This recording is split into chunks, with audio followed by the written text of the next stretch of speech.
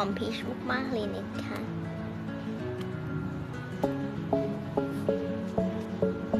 โอเคค่ะข้อที่2นะคะเป็น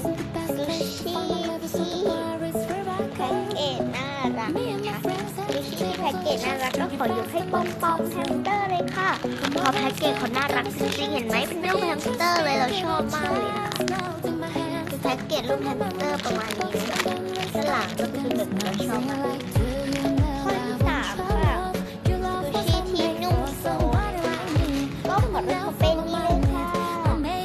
ซุปเปอร์จัมโบ้แพนเค้กของฟูจิมาดูนะคะเป็นบลูเบอร์รี่นะคะหอมมากๆเลยซูชิที่นุ่มสโลว์เราก็ชอบทานด้วยนะคะ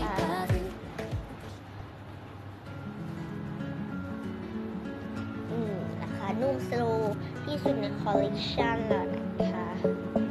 ดูสิยังไม่ขึ้นเลยข้อที่4นะคะจะเป็นสกูชิที่เป็นผลไม้ค่ะก็จะเอาเป็นสกูชิพีชนะคะนี่เนาะ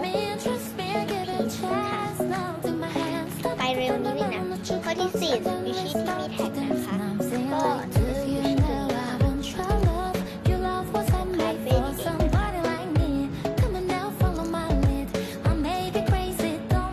ไปข้อ6กันเลยค่ะข้อ6นะคะก็จะเป็นสกูชิที่เป็นตัวอักษรใดก็ได้ของตัวคิวนะคะก็จะมี CUT นะคะเลือกมาตัวหนึ่งแล้วเราขอเลือกเป็นตัว C นะคะ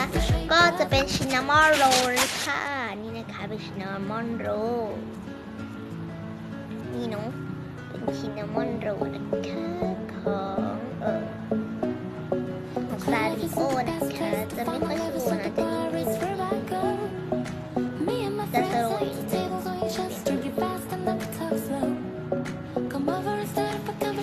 ไลค์กับแชร์และกด subscribe ให้คลิปนี้ด้วยนะคะเราขอท้าต่อทุกคนที่มาดูคลิปนี้ได้เลยขอท้าต่อทุกคน